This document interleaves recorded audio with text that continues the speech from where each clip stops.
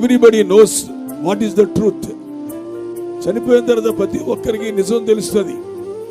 ఏ బోధ సత్యం, ఏ దేవుడు సత్యం, ఎవరు నిజమైన దేవుడు, నువ్వు లాస్ అయ్యావా లేకపోతే గెలిచావా, నువ్వు ఓడిపోయావా విజయం పొందుకున్నావా, ఈ కార్యాలన్నీ నీకు మరణించిన మరుక్షణంలోనే నీకు అన్ని విషయాలు అర్థమైపోతాయి.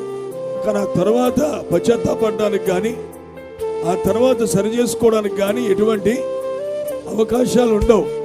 ఒకసారి నువ్వు అవకాశాన్ని పోగొట్టుకొని మరణిస్తే లేక ఎత్తబట్టు జరిగేటప్పుడు కనుక if you last the chance, if you miss the chance, నీవు గనక ఆ యొక్క అవకాశాన్ని పోగొట్టుకుంటే ఎంఎస్ఎం ఉండదు. ఇంకా అంటే మార్చి సెప్టెంబర్ మార్చిలో ఉండవు, అంటే సప్లిమెంటరీ ఎగ్జామ్స్ ఉండవు దీనికి.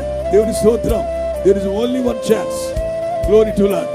నువ్వు 10 సార్లు ఫెయిల్ అయిపోతే మళ్ళీ పరీక్ష రాసుకొని కట్టుకోవచ్చు, ఎలాగో కట్టుకొని మళ్ళీ పాస్ అవ్వచ్చు. కానీ దీనికి మాత్రం సప్లిమెంటరీ ఎగ్జామ్స్ ఉండవు, నీకు మరొక అవకాశం ఉండదు.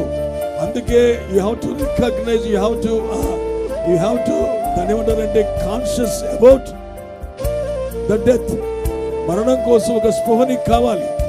ఎప్పుడు మరణిస్తావో తెలిస్తేనే కదా నీ జీవితం సరిచేయబడుతుంది. కాబట్టి మరణిస్తారు అనే మాటని రాత్రి చెప్పాను ప్రియులారా. మరణించడానికి మనం పుట్టలేదు, మరణించడానికి దేవుడు భూమి మీదకి మనం పంపించలేదు. నీవు పుట్టి చనిపోయే లోపల ఒక ఉద్దేశాన్ని దేవుడికి ఇచ్చి భూమి మీదకి పంపించాడు. ఆ ఉద్దేశాన్ని సఫలం చేయడానికి లేక నెరవేర్చడానికే ఈ భూమి మీద ఈ ఆయుష్ దేవుడికి ఇచ్చాడు.